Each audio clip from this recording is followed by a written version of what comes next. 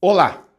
Hoje eu vou começar uma série de 5 reflexões sobre os 5 pecados que a igreja está cometendo.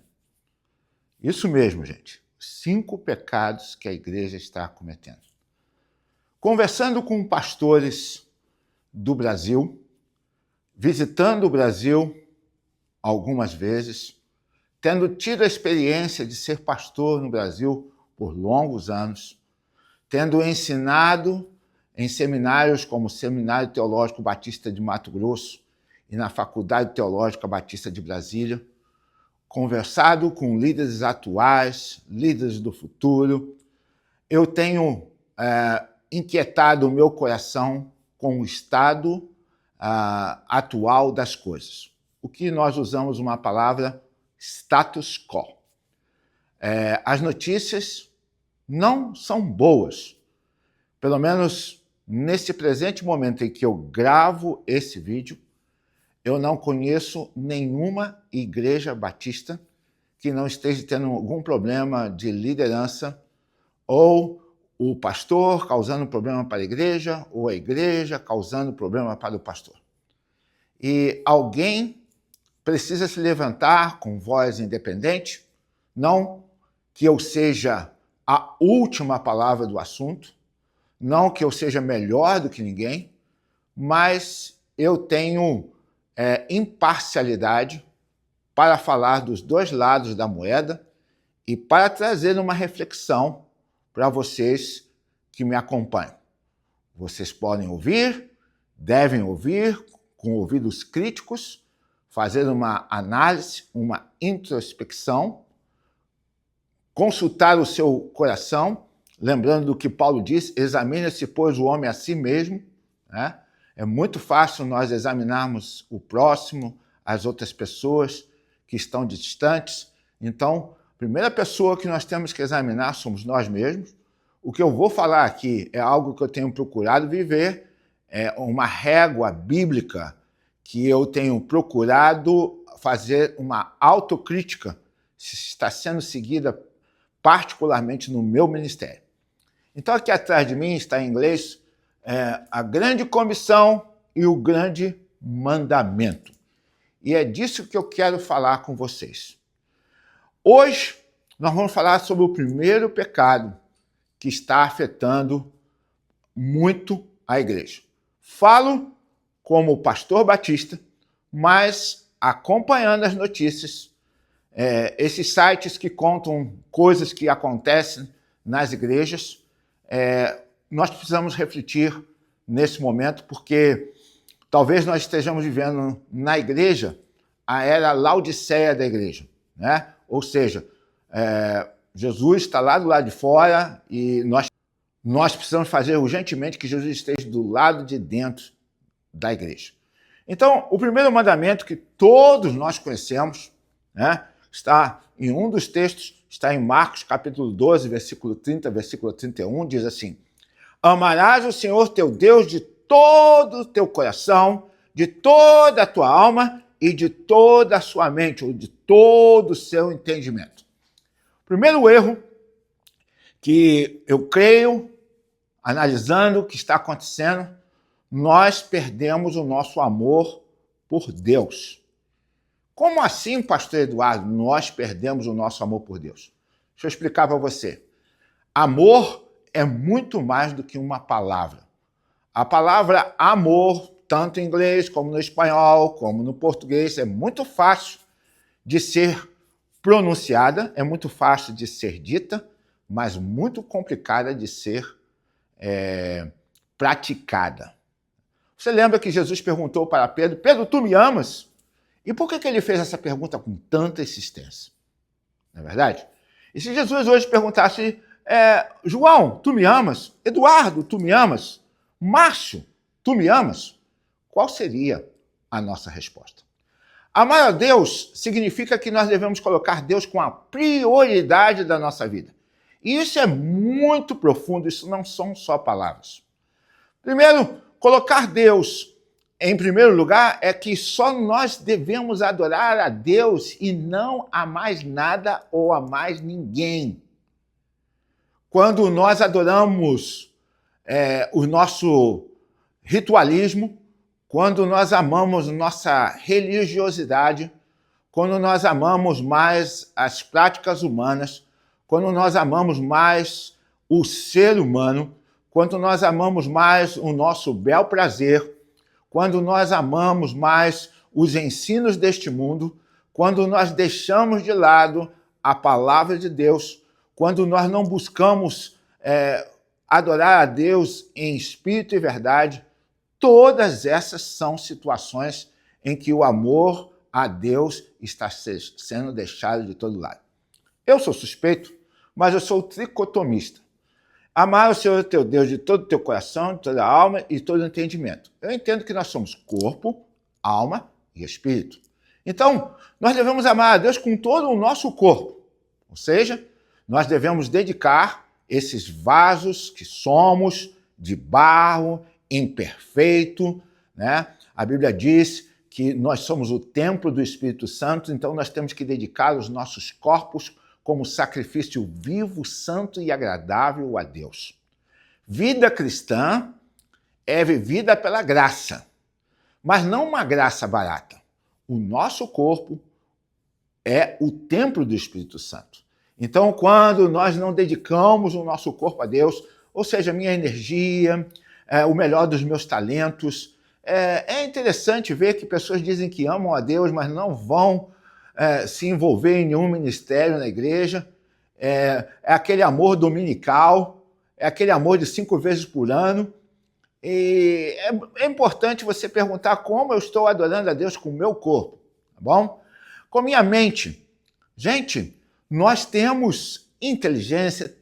Quantas pessoas envolvidas com igrejas são treinadas na liderança, são capacitadas em áreas seculares, que poderiam ser muito bem aproveitadas dentro do reino de Deus. Uma vez, eu vi num treinamento do Instituto Haggai que existe um demônio na porta de cada igreja. E esse demônio chama-se o demônio da burrice. Às vezes uma pessoa é um excelente líder na sua empresa, na sua comunidade, na sua escola, mas quando chega no prédio da igreja, parece que ele emburrece, que ele esquece toda a expertise dele, e lá na igreja ele vai atuar numa forma ultrapassada, sem estilo de liderança, sem buscar realmente se conectar com o tempo que nós estamos. Nós devemos ser cristãos contextualizados, sem descristianizar. Mas é verdade que muitas pessoas são uma bênção no trabalho, são líderes, mas quando chegam na igreja não querem respeitar a liderança, não querem atuar em cargos de liderança, não querem pensar nas coisas melhores para Deus. Lembre-se, lá no Velho Testamento, a gente vê que tudo de bom e de melhor era dedicado ao Senhor no templo, ao serviço do Senhor. E por que será que quando nós pensamos hoje, e você tem uma geladeira que não funciona mais em casa, é essa geladeira que você doa para a igreja? Aquilo que não te custa nada? Por que será que quando nós estamos pensando no nosso futuro trabalhista, estudantil, nós dedicamos o melhor das nossas forças e energias, mas dentro do reino de Deus nós não dedicamos nada? Então, é hora de nós pararmos. Eu, certa vez, e por questão de ética não vou dizer o nome, fui pastor de uma igreja que tinha uma rachadura na porta de entrada da igreja, que eu podia colocar a minha mão dentro da parede da igreja. E eu sempre quis consertar aquela rachadura, mas os líderes da igreja não aceitavam. Entretanto, suas casas eram casas forradas, bem ordenadas, decoradas, mas o templo do Senhor havia uma rachadura. Deus não habita em templos feitos por mãos de homens.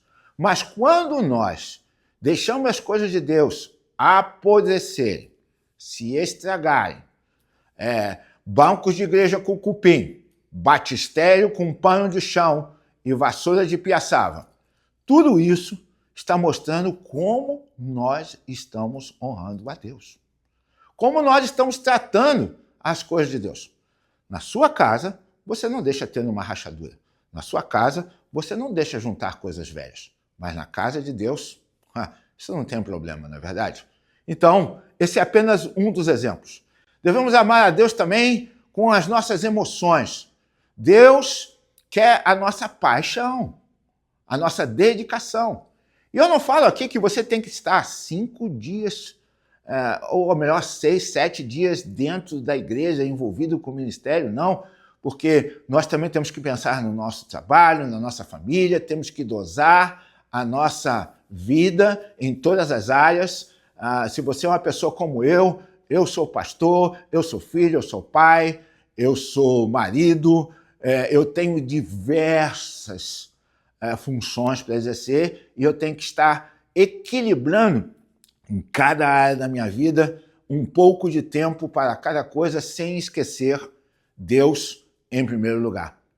Lá no Novo Testamento, Jesus disse: buscai primeiro o reino de Deus e a sua justiça, e as demais coisas vos serão acrescentadas. E o que falar do hedonismo, né? Do egocentrismo?